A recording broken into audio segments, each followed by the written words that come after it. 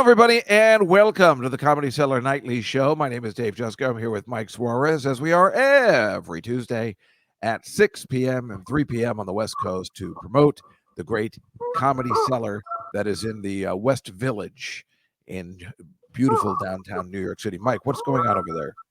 My microphone keeps falling. Oh, okay. So I could hear it. I was like, do you have a duck that's sitting there? Somebody stepped on a duck. This is our April 23rd edition. We are live with the chat, but we are pre-recorded because it is Pesach. And I am enjoying hello, Ryan. I am enjoying a lovely Seder with, I believe, Alon Altman right now, if you can believe it. You know, I'd like to run a very strict Seder for this family because they're Orthodox. It's going to be completely kosher. It's going to be wonderful. But anyway, we're here today on this lovely Tuesday evening and telling you about the Comedy Cellar and how great the Comedy Cellar is and the kind of people you can see at the Comedy Cellar. Now, I am hoping, that's right, it's Afi Coleman time, Barry the K. I am hoping Dave Attell is not at the Cellar tonight. I am hoping, because I know we used to call each other all the time when we had Seders, because we would both run our Seders, and first our dads ran it. We've known each other a long time. And then we go like, oh, you finished yours already? You're a horrible Jew, because that's how you run stuff. You'd see who's the worst Jew who finishes too early. And so anyway, so I'm hoping Dave's going to be at a Cellar. But if he wasn't, and I think he can't help himself, he'll probably be at the Comedy Cellar. So what I'm saying is, if you haven't seen Dave Attell's special yet on Netflix, you can actually go see him live at the Comedy Cellar. I can't guarantee he's there tonight, but normally he is there on a Tuesday early on, but maybe he'll be on the late night show. Many times you can see Dave Attell, on Kill Tony, right? The special was great too. You're right, Scruffy. But you know, you're still going to see incredible acts every day of the week. There's 4 rooms, and there's just nonstop shows from 7 to 1 in the morning, maybe 2 in the morning, every day. And I think there's 9 shows on the weekends. Make sure you get a reservation. It is the most important thing you can do if you're coming to town. A reservation is an implicit. What would you say? Well, it's really important. I feel like Porky Pig, because it sells. Every show sells out. Every show sells out. There's a line around the block just for the standby line in case somebody doesn't come with the reservation. But every show sells out. It's the Comedy Cellar, and everybody knows it's the best in town. So that's the story. Now, 2 weeks ago, Billy Joel did a show. Actually, 3 weeks ago or 4 weeks ago, Billy Joel did a show live from Madison Square Garden that I was supposed to be at. Our friend Marcy and Mike was actually there.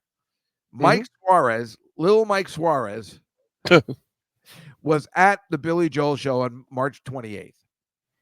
And that was recorded for television, a television special, his 100th show at Madison Square Garden, just before he ends this big residency, recorded for a CBS special, old school, network television.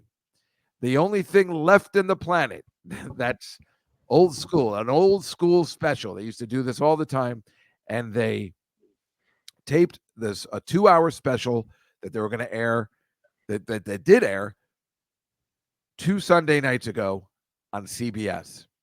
And the Masters were the same day on CBS, and the Masters ran a little long. Although actually they didn't run long, because the Masters always run that exact same time all the time. So stupid CBS, who's been promoting the show for months and months and days and driving everybody nuts. Yeah, we get it. Billy Joel's got a special. Fucked up. And they started the special at 9. It was supposed to go 9 to 11. And it started late because of the Masters, which happens with football. CBS should know better. They have football. Everybody knows football sometimes goes a little late. So everything starts later. Big deal. Big deal. You can't get to your stupid local news on time, which isn't even necessary anymore, because now we have apps and we have 24-hour news services. We don't need your stupid local news, which is just a piece of shit anyway, and all they do is tell you who's been murdered. Especially here in New York, it's a disaster. And what happened was we're all sitting there watching Billy Joel, and I'm definitely sitting there watching, and they get up to Piano Man, and I don't like Piano Man anymore. I'm done with it. I've had it. The only time I like it is when it's live, when I see him at the Garden. Yeah. Exciting because everybody's doing this. And, It's great. Right. It's a good drinking song and holding your buddy's arm and going like this. Everyone had their LED lights on. Exactly. And I was sitting there watching it, and although I was on my phone most of the time, just kind of playing a game, I put it down when Piano Man was on. I was enjoying it for the first time, and right towards the end, where the audience was about to sing, where it was going to be this incredible moment where he just puts the mic out there and everybody knows the words, they cut to black, and the CBS local news came on with no explanation, and they did it all over the Eastern Seaboard, and everybody was furious. I am 2 weeks later still so angry. I hate CBS so much. I even tweeted a hate tweet for so many years, and I was like, fuck you, CBS. You stink. I'm the last person that watches CBS. I still have network television. I watch Ghost and I watch Young Sheldon. And now they can go fuck themselves. And if they wanted to fuck themselves out of the business, network television, then they did it on Sunday. Because who needs it? They just cut to local news. Mike, show the pictures we have for today. All right. Billy Joel, this is from the Post. Fans enraged after CBS pulls MSG concert broadcast during Piano Man. Someone royally screwed up. That's right. That was the next day at 10:23. What's the next one? Rolling Stone magazine. Billy Joel CBS concert. Old man yells at CBS. You got that right. That's only people yelling at CBS. Abruptly ends mid-Piano Man, baffling viewers and news anchors. The news anchors were confused, but fuck them. They should all be fired. I'm so angry about this. This was unacceptable. And they're also saying that the broadcast also omits some of the singer's biggest hits. Yeah. I don't have a problem with that in a sense because it's a TV special. That's what they're gonna do. It's almost like we get that you can do whatever you want with it. It's a little weird, but obviously it's a 2.5 hour concert and you have commercials and you're making it an hour and a half concert. You got to cut out an hour. But you just royally fucked up. What's the next one? It's another one. Where was this one from? Entertainment Weekly. Billy Joel's 100th residency special cut short on CBS during Piano Man. Network issued an apology, announced a rebroadcast a couple days ago. What's the next one? Billy Joel fans not feeling all right after network cuts 100th matters. I mean, it was all over the place. This was I think Deadline or Variety or something. I mean, it was a fucking disaster. And I was texting Marcy the entire time, who can't be with us today. But I don't think you can be mad when you could have been. Well, no, yes, I can, Scruffy, because that's the thing. Yes, I could have been there, but I would have still watched it on TV and been excited. Oh, I know what happens now. The audience sings along, and then they cut it. The whole, and then they're reasoning like, oh, it was a timing issue. Fuck you. You do this all through the fall with football. How do you not? What is the big deal if local news? First of all, why are you even showing local news? Cut the local news, right? And then go to whatever the fuck you're putting on at midnight on CBS that nobody watches anymore. You're doing exactly what the music business did before they got run out of the business. You're running yourselves out of the business. No one watches network TV anymore, you pieces of shit. You finally almost found, I'm talking to CBS, a way that people were actually watching television together again. Because remember we were talking about it a couple weeks ago, Mike, with the Game of Thrones possibly being the last thing that people watched at the same time on HBO, the last episode, and we may never see the likes of that again. And finally, CBS found a way to get people to watch at the same time, not DVR. You wanted to see it live all together and text your friends who are like Billy Joel, and they just fucked it up. What's the next one, Mike? I think, it's those fucking CBS anchors. Fuck them. I want them fired. Maurice Dubois, we got to get him in. Oh no, what if we go too late that Maurice Dubois can? And this whore, Christine Johnson, I want you fired. I'm that angry. I hate CBS. I'm so angry. I'm not letting it go. They didn't apologize enough. Go on. Right.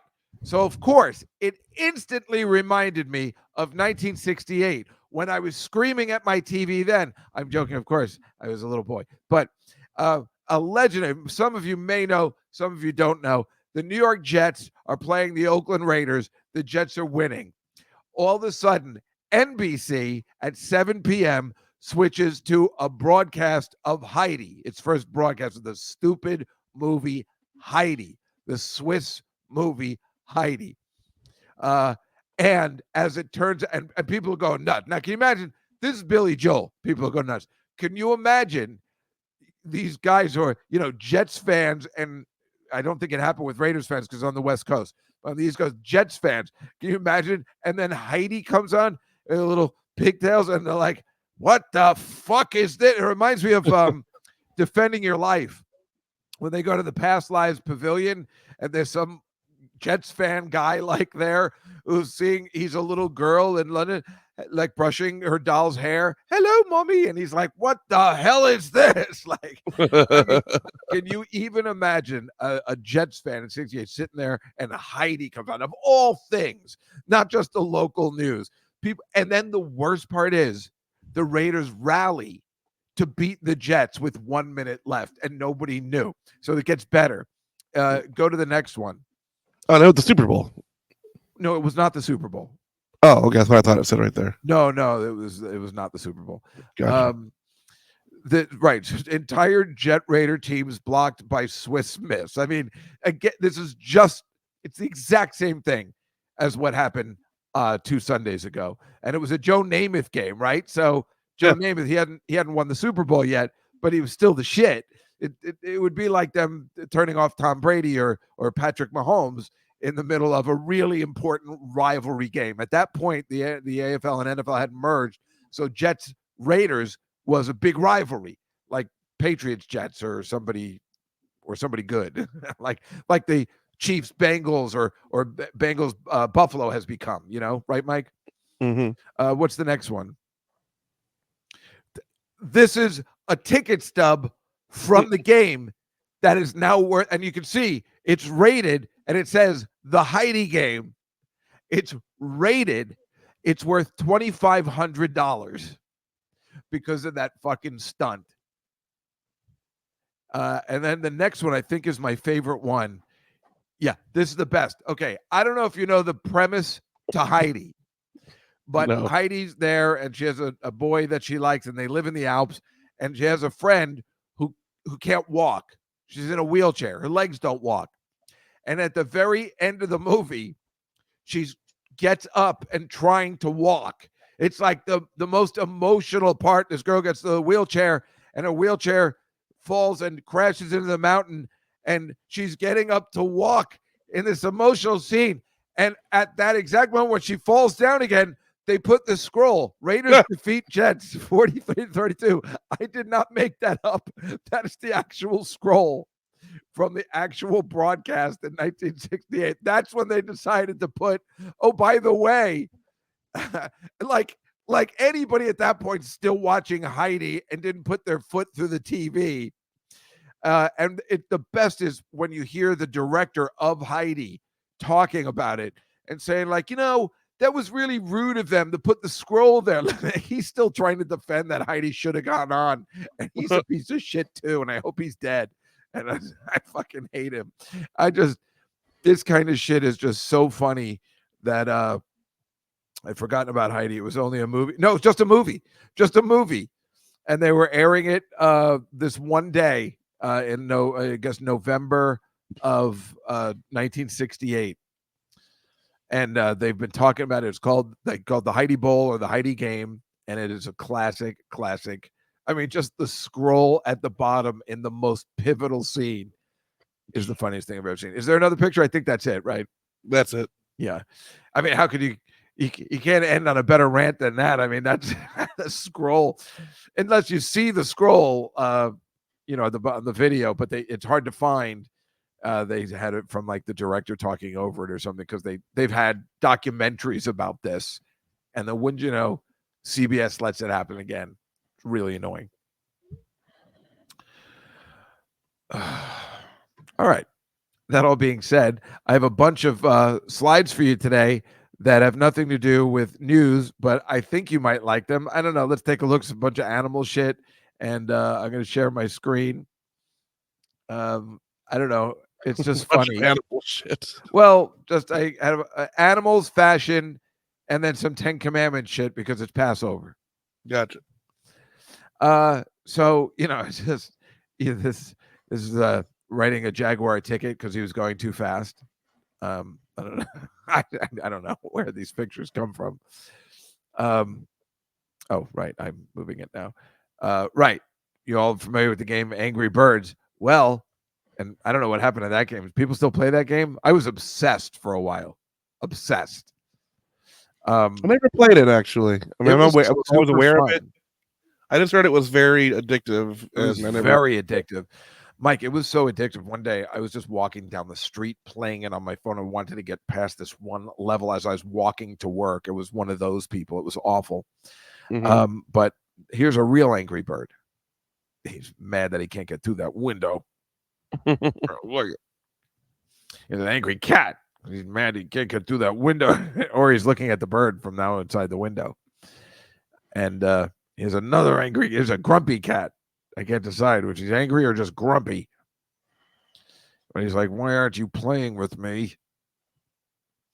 And I ordered 2 of these the other day. All right. I like when they have cats at grocery stores or those bodegas. Yeah. Yeah, right. I always feel they're cleaner, even though they may technically not be. Right? Yeah, exactly. And this dog's very judgmental. Side-eye corgi is great. Yeah. Oh, is that a corgi? It looks like a corgi, yeah. He's like, so we're going to stand here all day, or?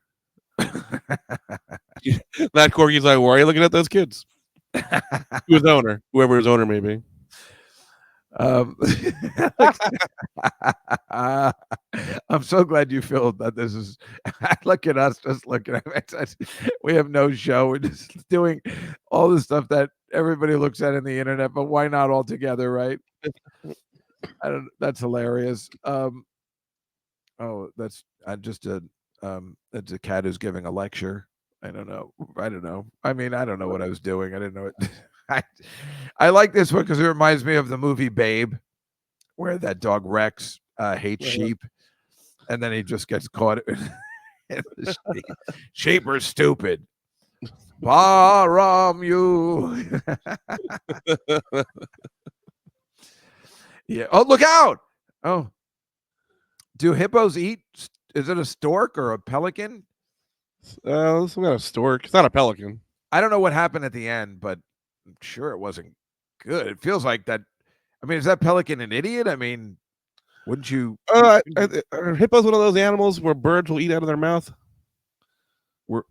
You're saying he's leaving it open so he can like clean his teeth?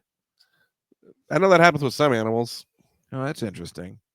It's just weird that the bird wouldn't notice, like he has no sensitivity that somebody's breathing. I mean, Bugs Bunny always notices when stop breathing on my fur.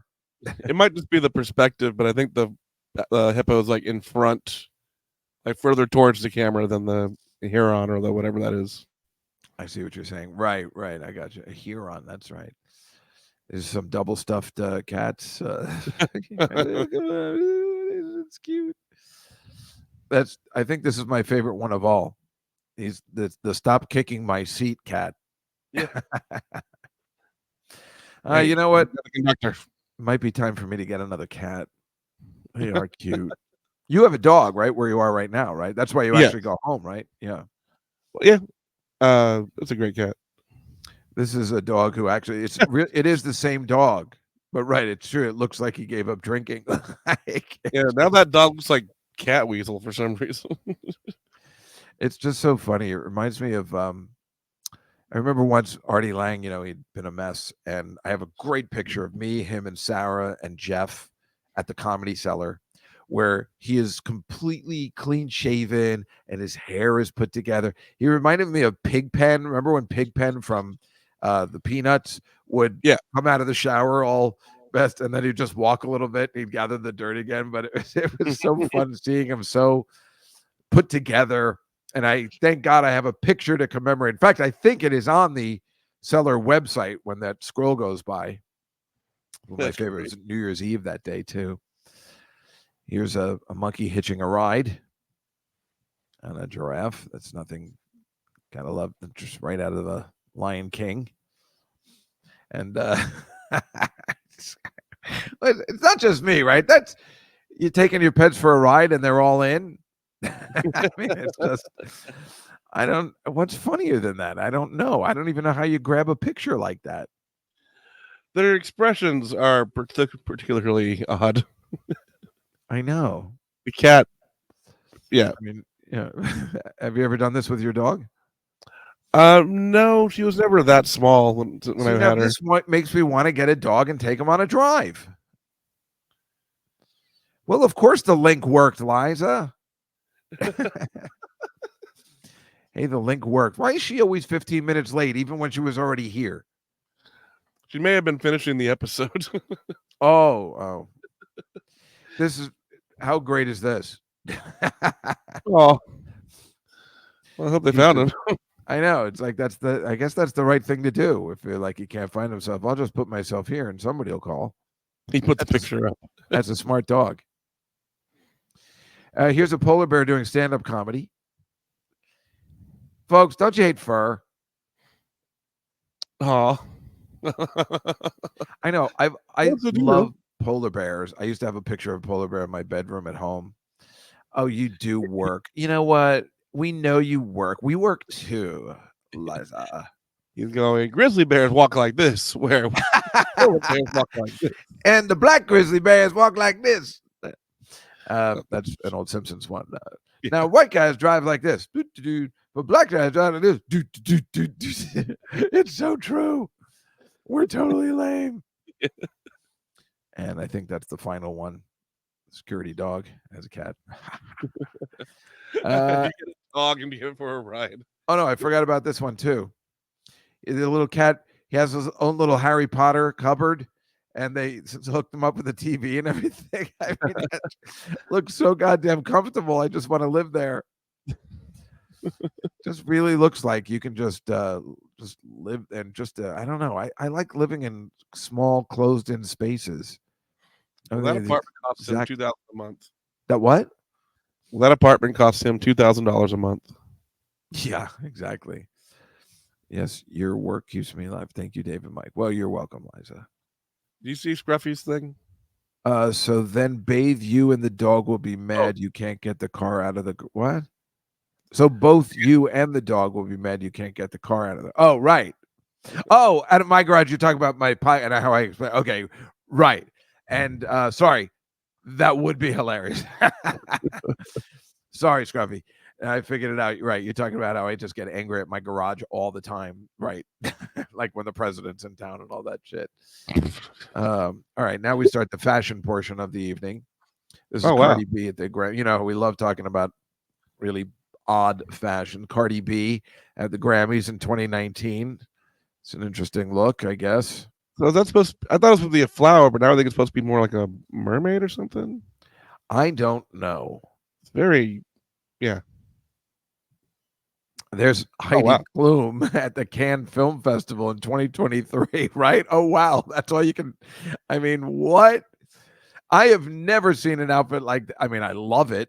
I've never seen an outfit like that the opposite way. See her dressed like a worm or a skin robot for Halloween. Right? Isn't that annoying when she does that for Halloween? When she can look like it's hilarious, but it's just I forget that she's actually looks like that. So hot. But you gotta love this. Everybody always does it from the top. To do the opposite is kind of brilliant. And I mean, God, is that sexier? I could not have her on my arm. I couldn't bear to be I couldn't handle. I'm not man enough to handle this kind of attention. Now, I wouldn't even be mad that nobody's looking at me. It's just it's too much, you know. Yeah. No, I think Scruffy has the line for the. Oh, nice. And even had the Cannes Film Festival, of course. Brilliant. Brilliant. That's Katy Perry at the Met Gala in 2019, dressed as a chandelier for some God knows what reason. Liza says she's covering her forehead. Oh, yeah. Nice. Look, I don't know who this is. She's a costume designer. Her name's Lizzy Gardner, and this was in at one of the red carpet events. Kind of brilliant. I think she designs other people's clothing. I guess she's making a gold statement. cards. Yeah. That's pretty American fun. Express gold cards. Kind of funny. And this is just sexy Megan Fox at the MTV Music Awards a couple years ago. I mean, she's not even wearing anything. She just didn't even bother. She is hot. There's a picture of her I have that was just in the post the other day. I mean, they still just put her picture in. She doesn't even do anything. I don't even know whether she acts anymore. Yeah, I don't think she has in a while. And I think she's somebody's mom. Yeah, she's Machine Gun Kelly's wife? Yeah. But I think she had kids with Brian Austin Green. Oh. I think. And there's Rihanna. I don't know what the hell she's doing. She's still really pretty, though. No matter, even in that ridiculous outfit, she's still sexy. Yeah, she dressed as an immune system. That's what she did. It looks like red and white blood cells trying to attack the virus. Like also with the coronavirus, right? And then it looks like Lady Gaga, but they say it's Veronica Vega at the MTV Music Awards 2019. But doesn't it look like Lady Gaga? Yeah, but I don't think it is. I mean, it's not, obviously, but these statements people are making, I'm not exactly sure what they mean.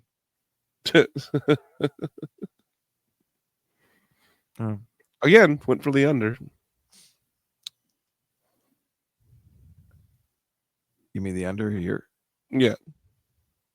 There's nothing like that Heidi Klum one. I've never seen anything like that before.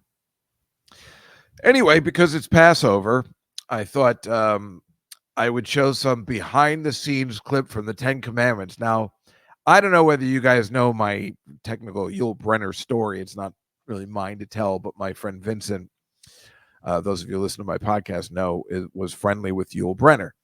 And now, I don't know if you guys know this, but I was always wondering, when I was a little boy, there was no such thing as sushi.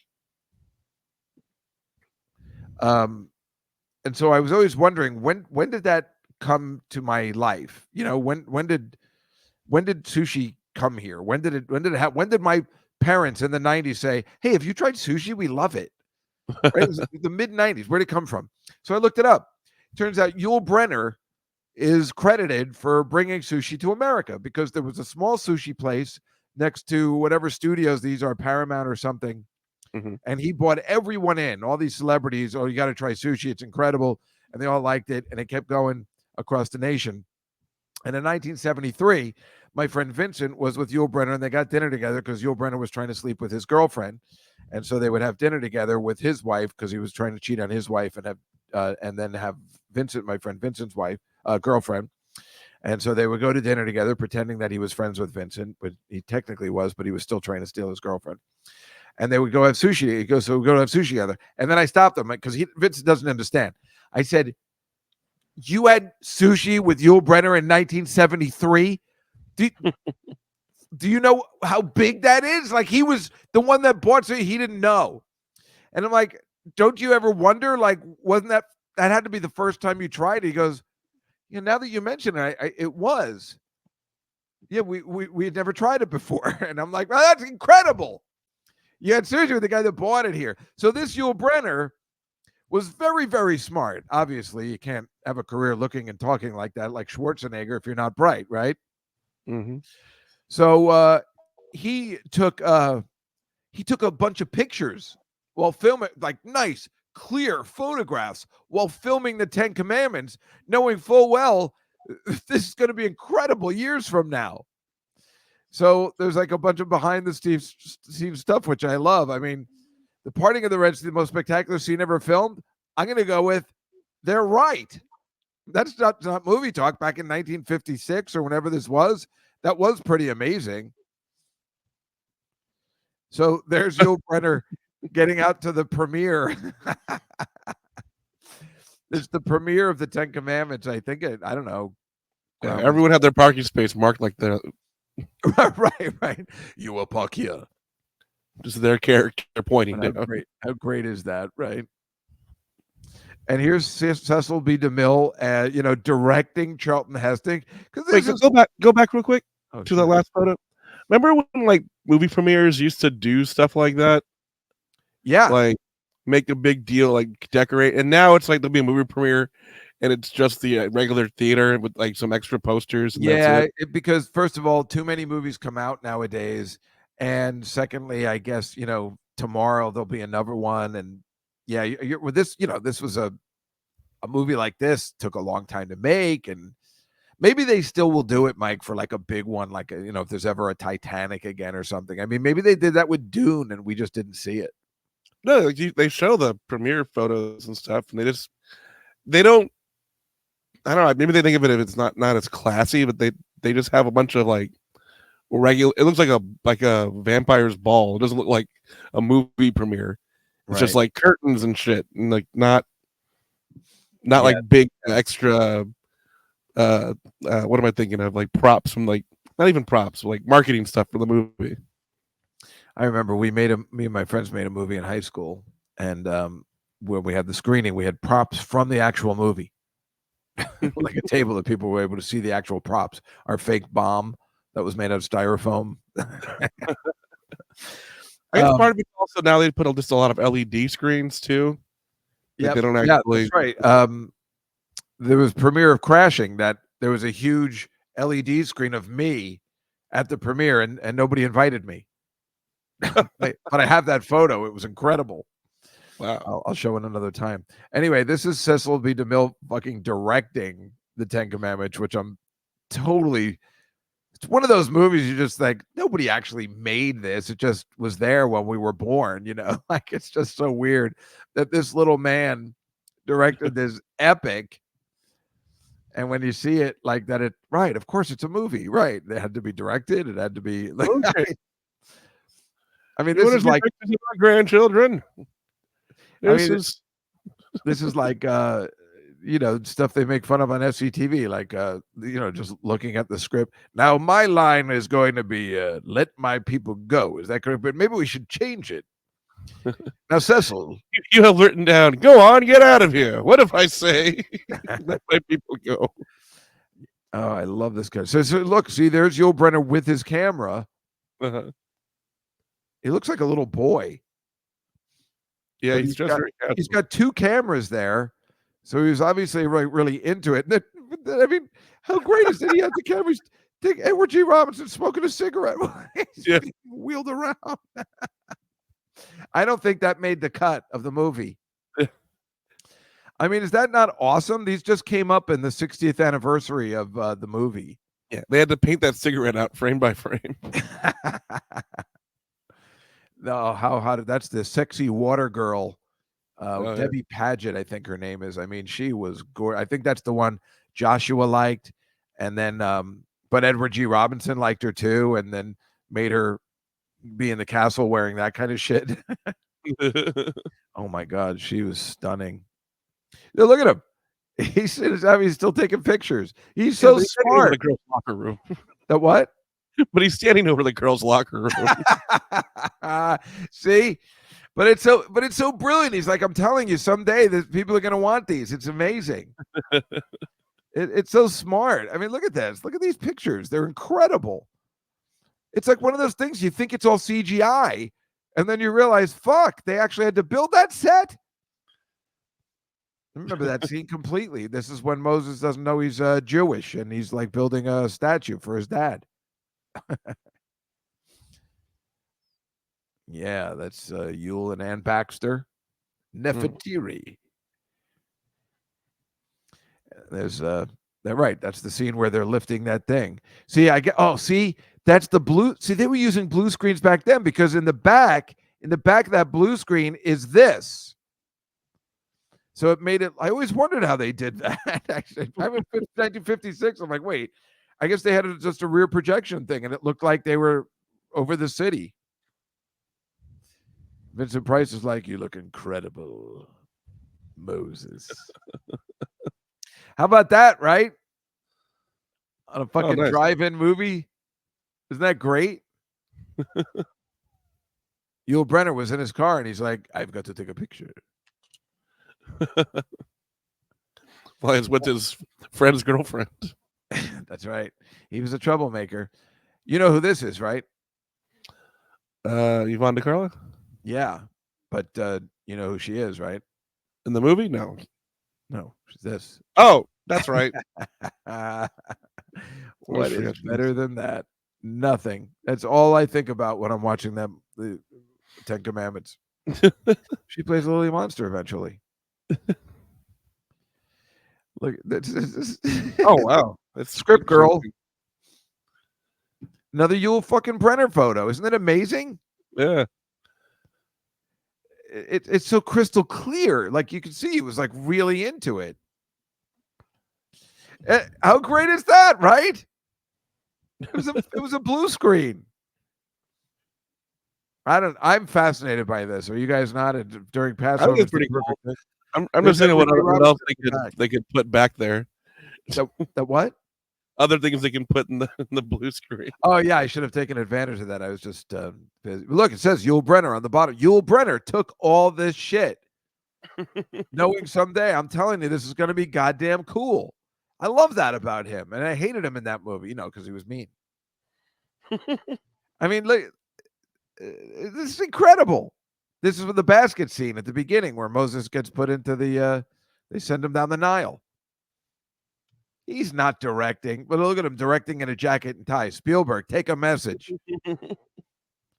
All you punks, dress up like you own the place. Spielberg doesn't have to do that now, but he should have done it when he was younger. And I think this is the last one. Look at that. It looks so amazing on the screen, and you're thinking 1956. That's so long ago, but yeah, it was just. It looks so. They did it so good. Yeah, but that's the actual. I know this movie backwards and forwards. I assume everybody else does too, and it just looks so real, like they're really in the desert. It definitely looks like I thought as of last week when I was watching it, they definitely filmed this in the desert, but no, it's on a fucking soundstage. It's amazing. No, I swear to God, they're not AI. I'm telling you, it's Yul Brynner. It says it right at the bottom. Yul Brynner took the photos. He was really smart. You saw he had 2 cameras. He was really smart and knew this stuff years from now was going to be kind of awesome. And there it is. That's it. Yeah, Liza, I know that Von DeCarlo is named after Yvonne DeCarlo because she tells me that all the time because I always say, hey, are you named after? And then she gets mad at me. Whatever. What are you going to do? Anyway, I guess that's our short show for today, our little interim show, our Passover Seder show for this week. Right, Mike? Yeah. What? Who directed Ben-Hur? Sorry, I had a question. Then that threw me off. I don't know if that was Cecil B. DeMille also. I don't know. That's the other movie. I've never seen Ben-Hur. Really? Yeah. Ben-Hur and Ten Commandments I haven't seen in at least 30 years, but they were 2 movies I had to watch every year because they would come on during Easter, and my and I liked them. I always thought I didn't like them because I was a kid. And I was like, this is going to take forever to watch this damn movie. And well, what we always liked about the Ten Commandments was that it started at 7 and went till 12:30. And you know what they do? Delay the local news. Yeah, it turns out the movie is actually pretty compelling. So it was like over 4 hours long. It's 3 hours and 40 minutes, but with commercials, it's really long. And for some reason this year, they aired it at Easter instead of Passover. And I'm not exactly sure what the reasoning for that was. But I got to see Ben-Hur. Mike, are you going to be performing anywhere on April 26th and 27th?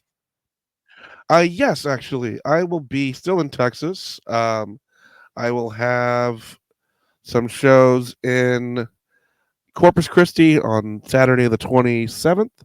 I will be in San Antonio somewhere on the 26th. And I will be in Austin on the 25th. And then the week after, the 30th, I'll be at Lafayette, San Antonio, um, with Alex Ansel. So Great. So got you some, have a whole bunch of gigs coming up. That's fantastic.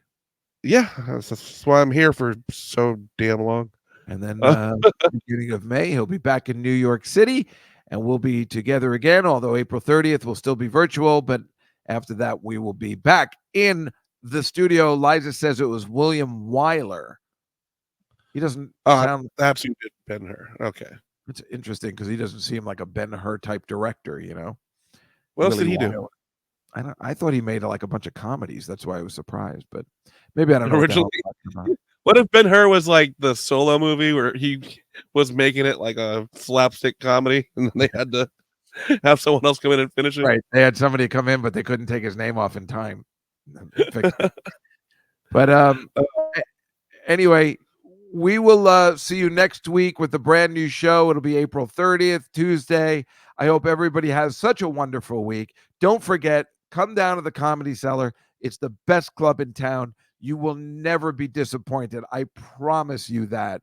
And we'll see everybody next week on Wait, hold on one Comedy- second. Yeah. I want you to see one thing. Hold on. I'm just trying to get it. That hit me like 1 minute. I'm sorry, Dave. Oh, well, I was just saying goodbye, so now I don't know what to do. But we can wait 1 minute to see. I'm sure it's going to be worth it. I think so. It's just right out of the Little Rascals thing where all the children eat mush. And then one day the guy, his back pension came and he goes, "Now, children, I don't know what this food is going to be, but I know it's going to be good." I can find that clip. And then, of course, they open up the little dishes and they open it and it's mush. And they go, "Mush." And he goes, "But monsieur, all the children eat mush." And then they throw the mush in his face. Little Rascals went out. Here we There go. we go. Oh, no. Oh, yes. Did Scruffy send that? No, I made it real quick. You made it? Wow, that's really good. The conjoined Not as fast as Scruffy. back, Yeah. using the blue screen. Very well done. Our Nice. unofficial mascots. Very nicely done. Totally worth the minute wait. Wonderful job. Roman Holiday. Liza, I just taped that, so I'm finally going to see Roman Holiday, if you believe. I can't believe that, although I do know the band Roman Holiday. I opened for them back in 2000. Anyway, folks, thank you so much for everything. Have a great week. We'll see you on April 30th. Good night, everybody.